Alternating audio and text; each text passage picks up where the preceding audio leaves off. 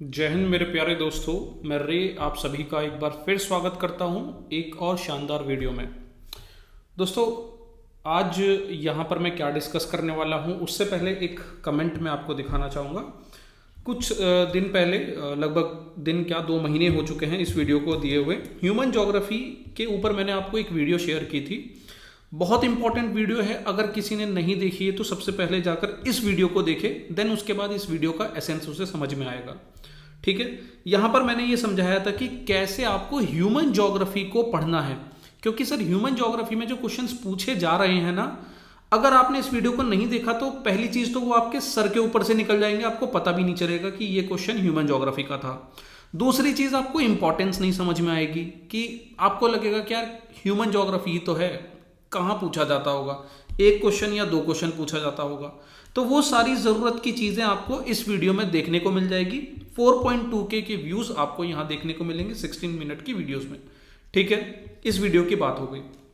अब कुछ दिनों पहले सर एक कमेंट आया था कि सर सिर्फ ह्यूमन ज्योग्राफी क्यों, आपने सिर्फ ह्यूमन ज्योग्राफी क्यों पढ़ाया, इस तरीके से पूरी ज्योग्राफी बता देते, फिजिकल एंड इंडियन ह्यूमन, वो क्यों स्किप कर दिए।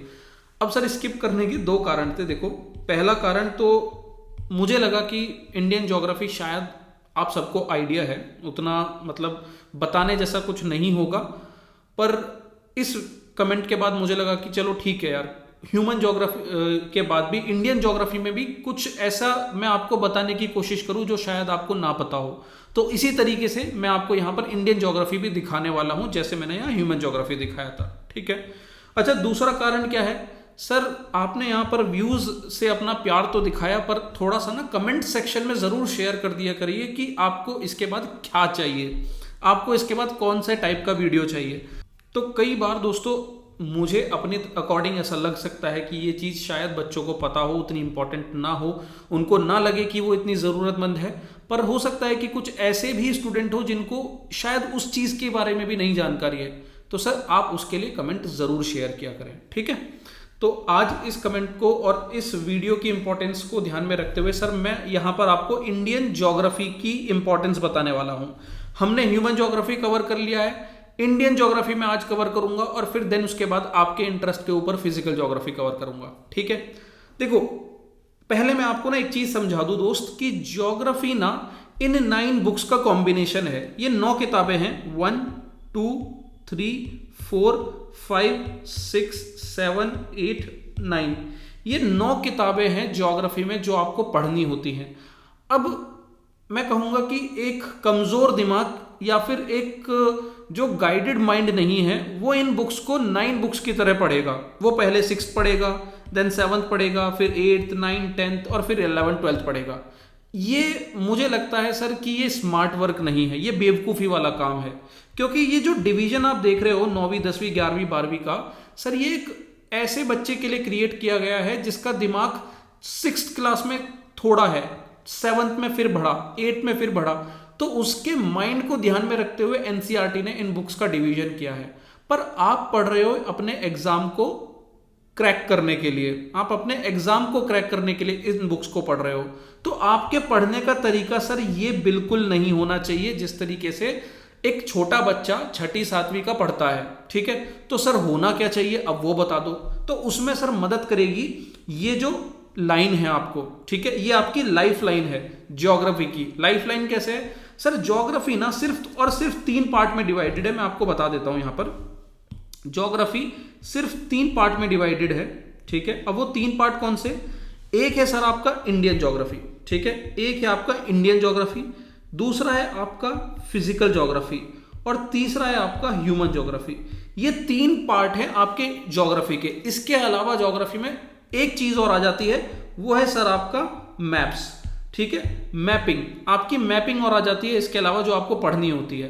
तो बस ये 4 चीजें हैं जो आपको तैयार करनी है ह्यूमन ज्योग्राफी में। और अगर आपकी एनसीईआरटी की बात करूं ना, तो सर इन्हें 9 किताबों को 9 बुक्स को समझकर मत पढ़िए, इनको पढ़िए आप सिर्फ और सिर्फ 3 सब्जेक्ट बनाकर। 3 कौन कौन से, एक आपका इंडियन ज्योग्राफी, दूसरा फिजिकल ज्योग्राफी और तीसरा ह्यूमन ज्योग्राफी।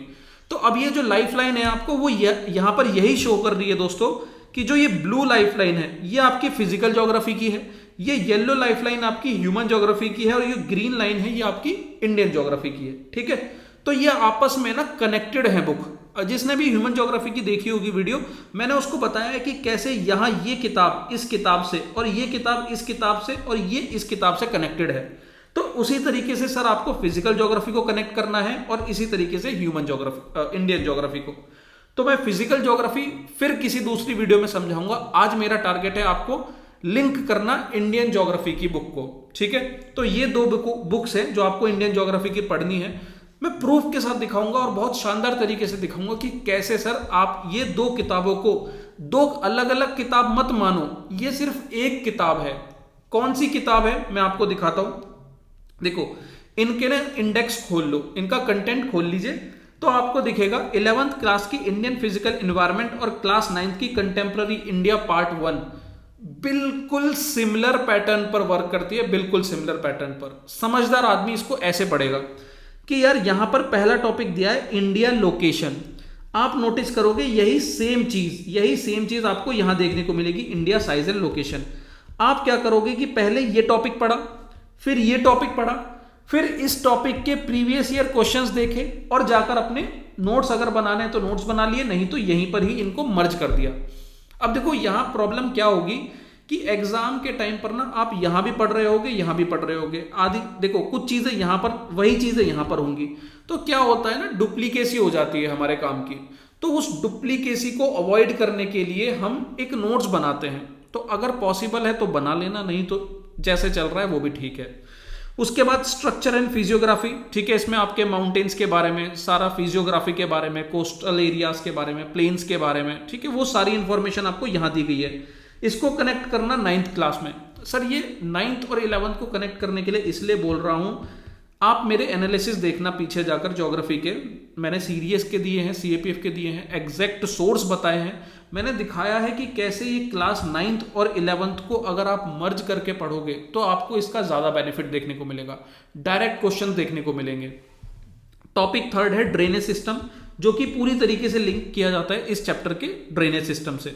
फिर यहां टॉपिक 4 है क्लाइमेट, इधर क्लाइमेट चैप्टर 4, इधर है नेचुरल वेजिटेशन, इधर है आपका natural vegetation and wild life. Sir देख रहे हो, मतलब वही किताब है, बस एक क्लास 9th का बच्चा नादान है, वो जिस तरीके से उस चीज को पढ़ेगा उस बेसिस पे उसको थोड़ा हल्के तरीके से यहां पर एनसीईआरटी में समझाया गया है। क्लास 11th का बच्चा मैच्योर हो चुका है तो उसको थोड़ा सा उसकी डिफिकल्टी लेवल को बढ़ा दिया जाएगा। कॉन्सेप्ट यही होंगे, बस इसको थोड़ा सा ऑर्डिनरी से एक्स्ट्रा ऑर्डिनरी बना दिया जाएगा। तो मैं क्यों दो बार चीजों को पढ़ूंगा यार, मैंने एक बार उसको समझ लिया, बस मुझे इसमें एक्स्ट्रा पॉइंट बता दो, वो मैंने ऐड कर लिए। तो वो चाहो तो आप एनसीईआरटी में या अलग से नोट्स बनाकर करना, पर इनको मर्ज करके पढ़ना, अलग अलग करके मत पढ़ना, समझदारी से पढ़ना, ठीक है। और 6th है आपका सॉइल्स।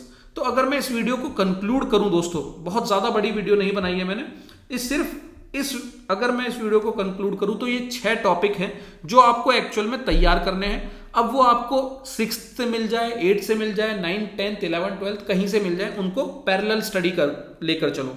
पहला टॉपिक है इंडिया साइज एंड लोकेशन, दूसरा टॉपिक है फिजियोग्राफी, तीसरा टॉपिक है ड्रेनेज सिस्टम, चौथा टॉपिक है क्लाइमेट, पांचवा है नेचुरल वेजिटेशन और छठा है सॉइल। ये 6 चैप्टर में आपकी इंडियन ज्योग्राफी खत्म हो जाती है दोस्तों। इससे रिलेटेड अगर प्रीवियस ईयर क्वेश्चन चाहिए तो हर एक पेपर आपका सीएपीएफ, सीडीएस, एनडीए की ज्योग्राफी अलग से, सिर्फ और सिर्फ ज्योग्राफी अलग से निकालकर हमारी अचीव सीएपीएफ की एप्लीकेशन पर देखने को मिल जाएगा। उम्मीद करता हूं दोस्तों ये वीडियो आपको पसंद आई होगी, हेल्पफुल लगी होगी। अगर ये वीडियो आपको पसंद आती है तो यहां पर एक लाइक, वीडियो को शेयर और कोई भी कमेंट जो आपको अच्छा लगे आप हमें कर सकते हैं। जय हिंद दोस्तों।